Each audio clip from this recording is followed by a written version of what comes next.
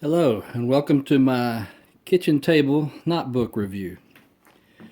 I've been a knot tyer for about, I don't know, it's probably about 30 years now. And I found out about this book around 1997, somewhere around 96, 97. Dan Callahan, when I was up in Alaska, he told me about this book, and he told me I should get it. So I took Dan's advice, and I got this book. And it's been a very good book. I've continued to use it ever since. I still refer back to this book, even after doing this stuff for about 30 years. There's still plenty of information I still need a refresher on every once in a while.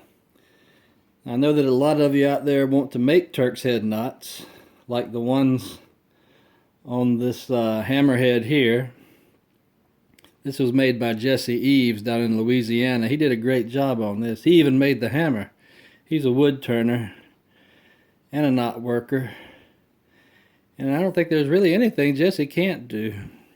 But and he also did this hammer over here and all the knot work on it also. And those are some very good examples of Turksheads that he put on here. Now the book itself was done by Tom Hall. It's 100 and I think it's 140 something pages. Let's see. I believe. Let me get there. 141 pages. And it's called Introduction to Turkshead Knots, but don't let that fool you. It's not just an introduction. It does cover some of the simpler knots, but there's some different patterns that it will go over. You've got your regular casa knots, herringbones, which are a little bit more advanced, but a lot of fun to do. Gauchos, which some people call Argentine knots. Ring knots, like the Spanish ring knot. There was a Spanish ring knot on the hammers I just showed you earlier. Fan knots, headhunters. Mainly I've always been interested in the regular casa knots, gauchos, and herringbones, and some of the ring knots.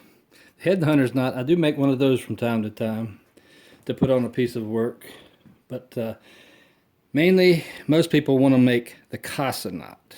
The casa knot's a very simple knot to make, really, and it's basically,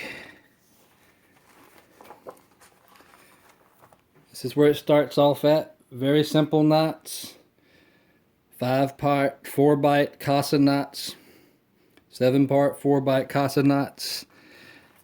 And then it gets into some of the bigger ones, the longer ones.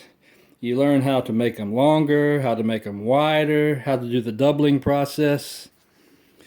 A lot of people don't know how to split a Turk's head and make it bigger, but this book will show you how. It also gets into the gauchos. I've always been impressed with the gauchos myself. See some, you don't see these very much in a lot of Western type materials and decorative stuff on Westerns, like whips, things like that. They have gauchos and stuff on them. But it's a very good book. It's, like I said, 141 pages. Don't let the name fool you. It's not just an introduction. It's also goes into detail on the more complex knots. And like I said, I've been using this book for since 1997 when I first came into knowledge of it. And you really can't go wrong with this if you're a knot tyer. This is one of the books that you need in your library. And there's a link below to get it on Amazon. Sometimes you can find it on eBay. Look on the internet. You can find it in different places, but there's a link below if you want a quick link to find one. And I'll go back and actually show you. These are casa knots on here. That's a casa knot. This one here, right below the hammerhead, that's a ring knot. That's a Spanish ring knot, but it's been doubled. Now Jesse, there's another Spanish ring knot right there below the hammerhead.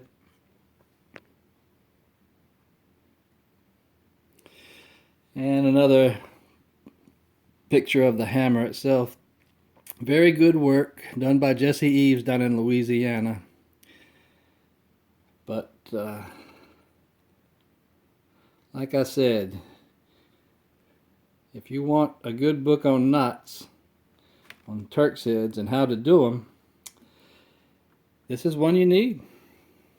You might be able to find it in your local library. You might not have to pay for it, but you can find them out there. It's not hard to find. Just take a look for them. And like I said, there's a link below in the description block down below. That'll take you straight to one on Amazon. Thank you very much, and I might do some more of these book reviews in the near future.